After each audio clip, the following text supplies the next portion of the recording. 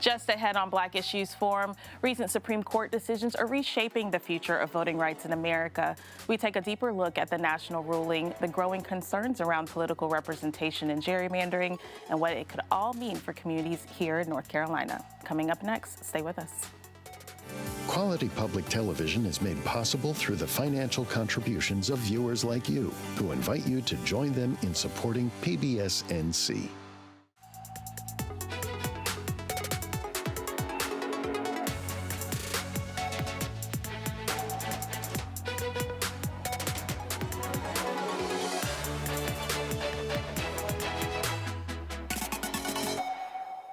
Welcome to Black Issues Forum. I'm Kenia Thompson. For decades, the Voting Rights Act has been considered one of the most important civil rights laws in American history, designed to protect the right to vote and ensure communities of color had fair political representation.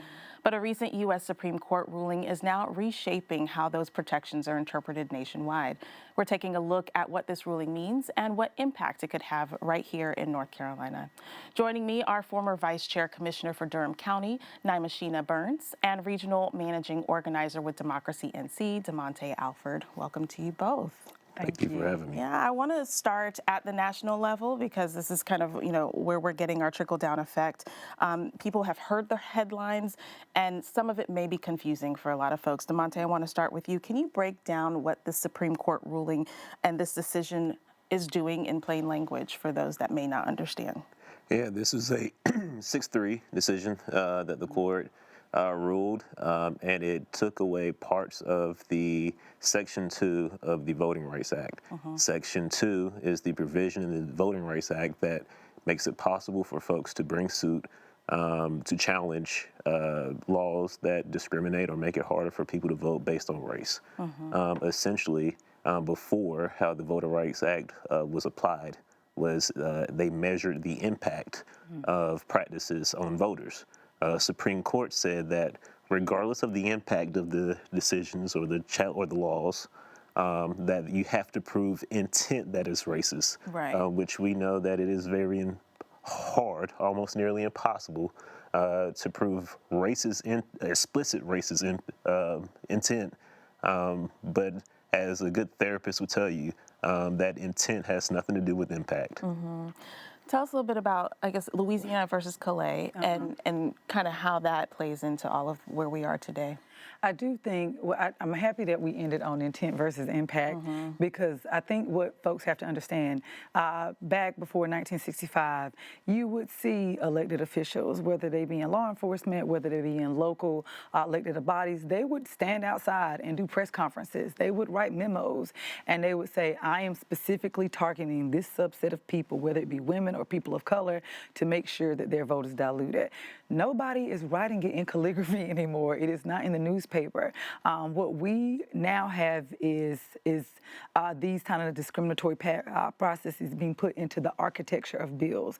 It is way more technical now. So, for instance, you won't see jelly bean test and poll taxes. You won't see, what you will see is a map change. What you will see is a precinct change. You will see a deadline change. You will see maps change. I think North Carolina is a perfect example of just how much maps can change. Like where we sit right now is a perfect example of how much maps can change. Right. So to sit here and say, we have to find intent before impact, what you are now calling upon people to do after Louisiana is to find the smoking gun before the fire, which is absolutely impossible. How do you prove intent then? I don't know. And I think that was the whole point of it. That was the impetus of it. Before Section 5 was taken away, you got to think about in a state like North Carolina, 40 of our counties were covered under Section 5.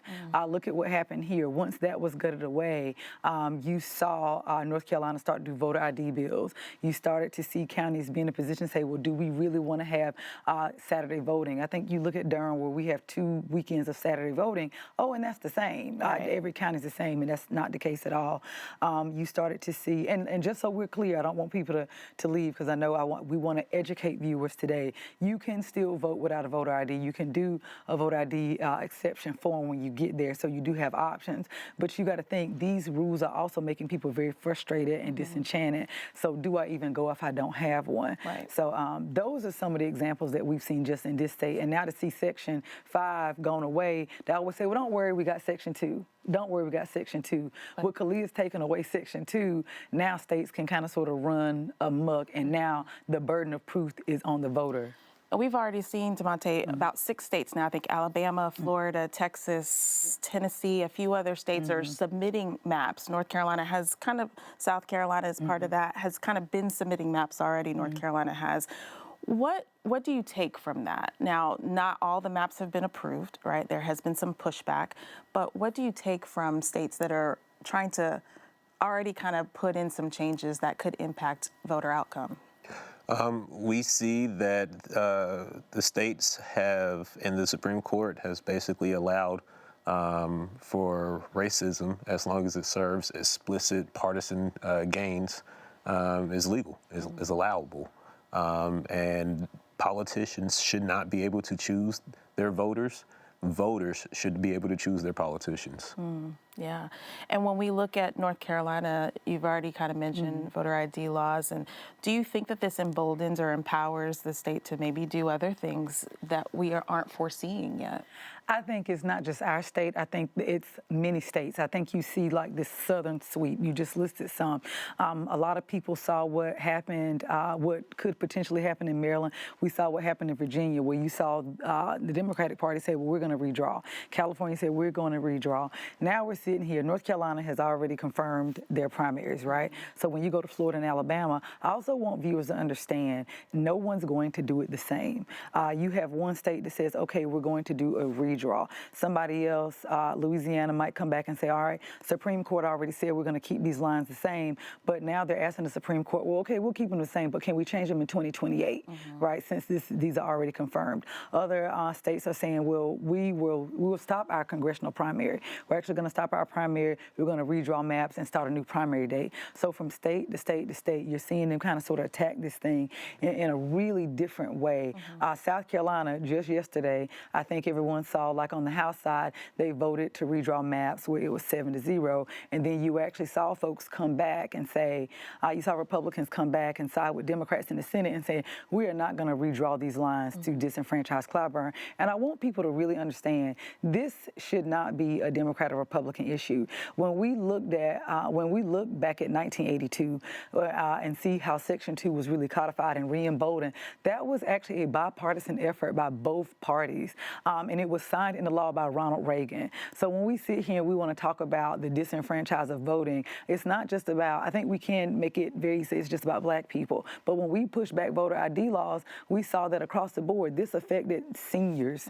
This affected individuals who were poor, whether they be white, Hispanic, because the main piece of identification you had was a driver's license. Right. In order to have a driver's license, what do you need? You need insurance. In order to have insurance, in order to have a driver's license, you need an address. It's a trickle-down effect. All these things. Yeah. So I do think people need to think about how it affects everybody, and at some point it will.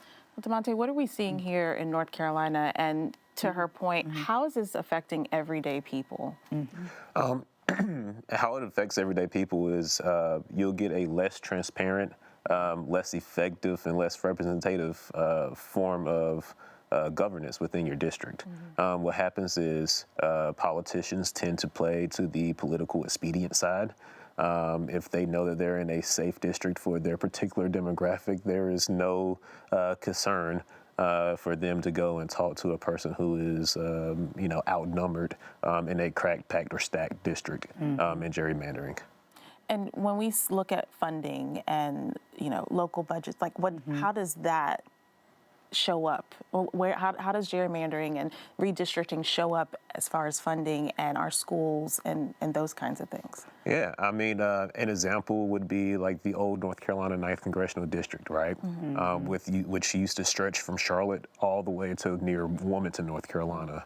the needs on the 74 corridor in Rockingham, North Carolina is completely different than the needs in Anson and Monroe and in Laurinburg, North Carolina. So when it comes to resources, you have this district that is so stretched thin for partisan reasons that the resources that people need that should be a nonpartisan resource like education, healthcare, good roads, schools.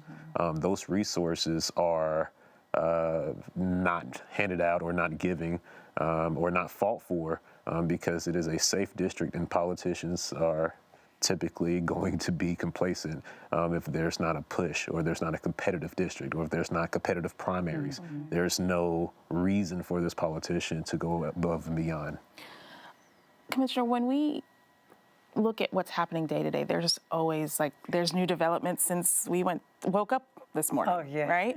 And so how do we, well, tell us what the new developments are, and then how do we keep up, and how do we know what's really important to look out for as these decisions are being made?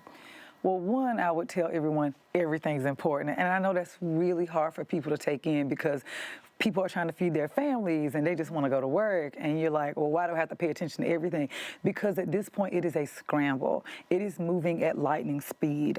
Some people might have woken up this morning and gotten emails, and we discussed this a little bit about, we need you all to show up for public comment because now there's this bill being proposed that says we don't want any additional amplified sound at the voting booths. And that sounds pretty benign because you're thinking, I'm in line. I want to think about this process. I want it to be quiet. I don't want anyone yelling at me at the polls. But is it really about, folks are not usually yelling at you at the polls. Like, that is not something that happens. Is this law about outsourced noise, or is it about folks, churches coming and doing souls to the polls and singing on the way there? Is this about strolls to the polls and the Divine Nine coming there with a group of people? Is it about people having music at the polls and not even in a space, in the space that is outside where you're supposed to be?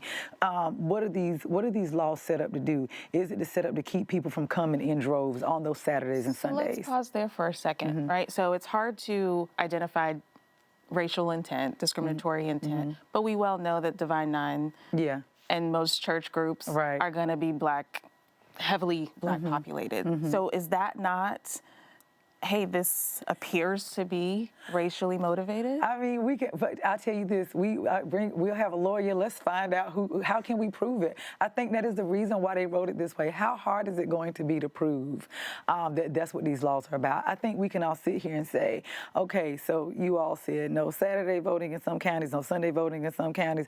We're going to shut down some of the hours. Instead of going to 7 or 8 o'clock, we're going to move out to 5.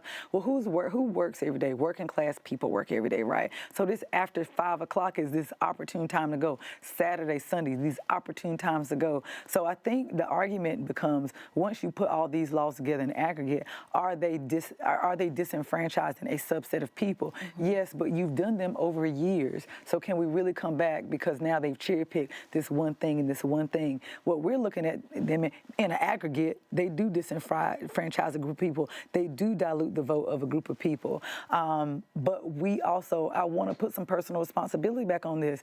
Did we allow this to happen? Like, these laws, they're submitted into committee year after year after year. And of course, sometimes they don't pass. The reason why they don't pass is because they didn't have enough votes. Okay, now they have enough votes, right? So it's not like we didn't see this coming. So I do put some personal responsibility back on the voter to say, we saw some of this coming. Like, North Carolina has often been the laboratory, at least for the past 40 years, especially when you look in Gaston County and look at how two of these two court cases really define how other states started to do things. So I don't want us to be surprised. I want us to be alert. Yeah, that's a good point. DeMonte, I want to bring you back in and talk about the work you do at Democracy NC. Tell us a little bit about the organization and how is Democracy NC helping educate and whatever it is that you're doing, motivate, move people around these different changes? So we operate in multiple different ways, statewide and locally. Primarily County Board of Elections and the State Board of Elections. We monitor County Board of Elections to make sure that there are good voting plans. There is direct research, and the founder of Democracy North Carolina, Bob Hall, always says that the number one way to ensure that voters go out and vote is a solid and sure voting plan that is passed by the county.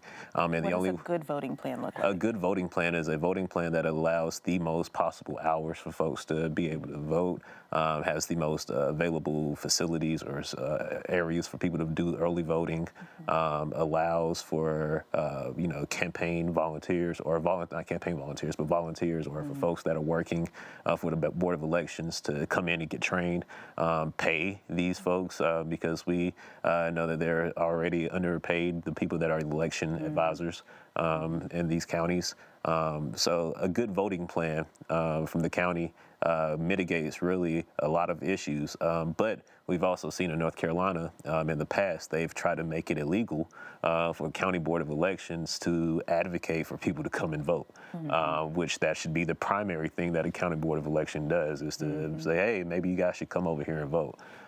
So they're very explicit in the fact that they are trying to suppress the ballots and being cast in North Carolina. Yeah, and so the work that you do at Democracy NC, especially during a time like this, looks like what? This summer we'll have the Black Votes Rising Tour, where we will be traveling throughout the state of North Carolina, specifically in the Black Belt regions where a lot of the voters are going to be affected by the change to the Voting Rights Act, and doing this political education work that's needed and necessary. Yeah. We're going to do voter registration this summer. We have our fellows from our Democracy Summer for internship that are going to be in communities around the state, registering, doing canvassing, knocking doors, making phone calls, planning and hosting events that are going to bring folks out. But also we know that the number one way to fight against this is turnout. Turnout in November for the general election. It is important that we organize. One of my mentors, the late Reverend Nelson Johnson from Greensboro, North Carolina, would always say, walk together, children, and don't you get weary. So in this moment, when we see the things are changing and shifting constantly around us in this environment, we have to be sure and remember that they move lines, we move people. You mentioned earlier that people are already kind of like, my vote doesn't matter. Do you feel like this kind of solidifies that idea for some folks who are on the fence about voting? And how do we kind of change those perspectives, knowing how critical voting is right now?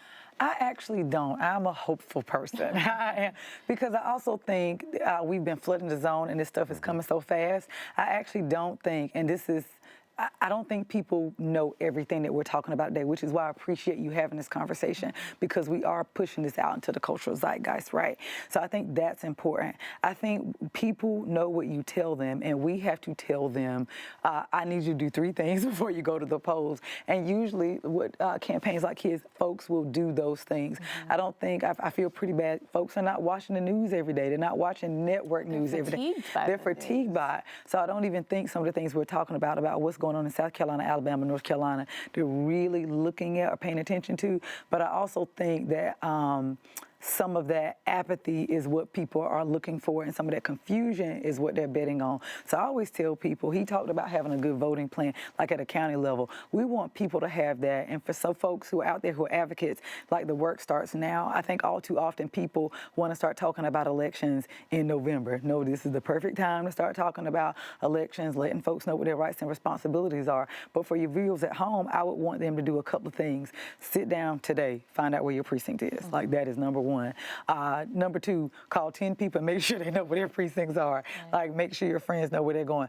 Number 3, I would ask anybody right now to take out a piece of paper, write down everybody in your city council, everybody in your county commission, everybody who's in the House and the Senate for North Carolina, everybody who your congressional representative is, and who your senators are. And if you cannot fill up that piece of paper, especially when people say politics are not about me, your children go to school every day. Where your kids go to school is dictated by the folks who are supposed to be written on that piece of of paper. If you cannot name those individuals, that is what people are banking on. That's really what people are banking on. He mentioned the pastor a second ago. I think we all love Reverend Dr. Martin Luther King and the work that he did. But before he got to that church, one of the pastors who was there before him was Vernon Johns. And Vernon Johns prolifically said, when you see a good fight, you get in it.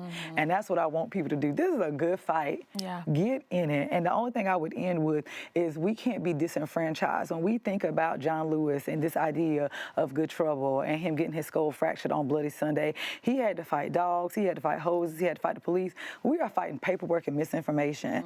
And so at this point, our children are going to judge us on what we did today. Yeah. And I don't want my nieces and my nephews to look at me and say that I sat on my laurels because I didn't want to get a paper cut. Yeah.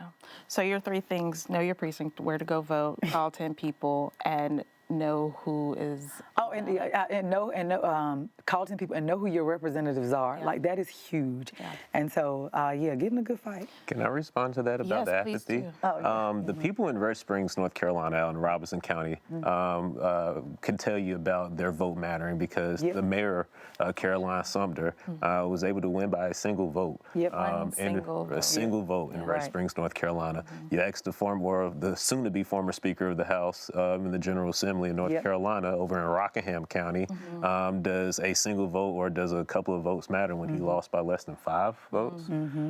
So to the people that are apathetic, no, you matter. Your right. voice matters. Your vote matters. Yeah. So we do those 3 things, but what do we need to make sure that we do in order to actually be able to vote? You need to make sure that you are registered, that your registration is current and active. You need to make sure that you have a understanding of when the election is so that you can set a time, a date, and make a plan with your family, loved ones, whenever it is, to go out and vote. And that you need to make sure that you are aware and educated on the issues that is affecting your community, whether it be your soil and water conservationists or whether it's the governor or whether it's the president. Regardless of the election, every year there's an election year. Get off of the couch, go and take part of it. Yeah. Commissioner, what are some things that as these new developments continue, like we said, day to day, there's something new. What should we be looking out for that maybe, I don't want to call them red flags, but things that should pique our attention? This one's going to sound really random. I want people to, I should have gave my 3 at this point, but I think people need to watch their mail. And I know that one sounds really random. Wow. But right now, I think North Carolina is a good example of like some of these precincts that are going to change. As much as the state law might change, your Board of Elections director is probably going to send you a postcard to let you know your precinct is no longer this fire station, it's over here. And is that because of the redistricting? Well, I'm just saying, but at this point, so many people have gotten power. It's not just about the redistricting. You also got to think your local Board of Elections has power to say we're going to keep elections open to 6 or 7 or close them at 5. We're going to stop on a Saturday. I actually want people to pay attention to their mail because that's another thing we don't do. We're looking for everything to be on a billboard. It's not. We're looking for everything to be on television. It won't be. It won't be on social media. Like folks on social media. Or text messaging. But are you actually following your local Board of Elections or your county on Facebook? So no, I would tell people to look at their mail because what I don't want folks to do, this is for the person who always votes, is to get up in the morning and they go to their elementary school where they used to vote and they're like, nah, you need to go over here.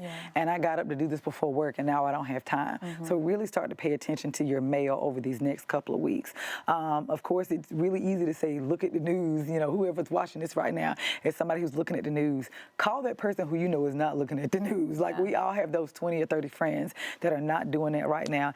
And I think probably one of the last things I would say, and this one sounds really random, I want people to start getting engaged themselves. People think that, oh, this doesn't have anything to do with me. There are so many seats on local boards and commissions. Durham County by itself has 40 commissions. This is a good way for you to get in yourself. If you want to be on the Women's Commission, really figure out how this stuff moves and how budgets move. That sounds really simple to do. Go down there and apply. What people are resting on, whether it's one party or the other, is folks not necessarily paying attention. And that's not apathy. You're just focused on your own life right now because the economy's bad. I would ask anybody, go and get on a board or commission. And that sounds really far-fetched. You might care about homelessness. There's a homelessness commission. And you might care care about the fact that there needs to be a new sidewalk. Get on your transportation commission. Once you start to sit in on some of these meetings and really see how things move and how they go, that is when you get excited and engaged, because now you feel a part of the process. Now, I know misinformation has been a big thing. We've done multiple shows on it. DeMonte, Democracy NC's website, does that have resources for folks to go out and maybe find out some of this information, or where do people go to find out? Yeah, please check out Democracy North Carolina's website, democracync.org. We have things we're updating constantly. Check out our social medias. We're updating, or you can check out any of our coalition partners. There's Common Cause. There's the Black Alliance. There's the A. Philip Randolph Institute. There's the ACLU. There's tons of other folks in this work that we're working, or in this coalition that we're working with, that you can reach out to. So just, get into the community. What helps us is building more community and fighting the isolation instead of isolating and having less community. Yeah. And one last thing, to your point, is to reach out to people, because there are some people who are in silos, right, who may not be paying attention. And so picking up that phone and calling, maybe even partnering with churches. Oh, absolutely. And I think that, people don't know what you don't know. But what I have found, whether I was elected or not elected, once you tell people a piece of information, their interest is piqued. It really is. Once you tell some, especially if you think about a gatekeeper, and I think sometimes who are the gatekeepers? It's somebody who's in leadership at a church, a leadership at leadership in the community that might run a small business.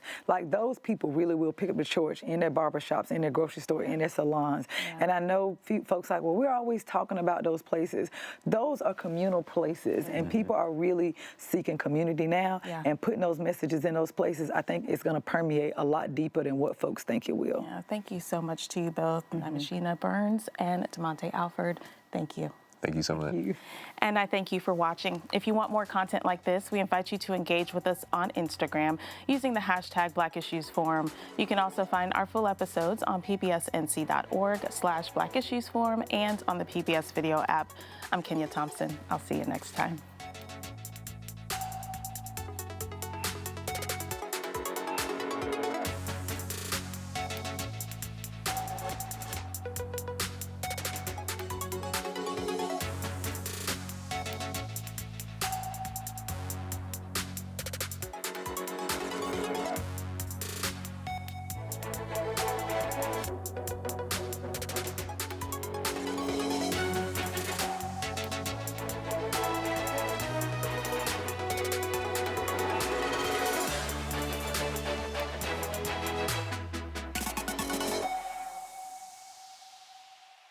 Quality public television is made possible through the financial contributions of viewers like you, who invite you to join them in supporting PBS NC.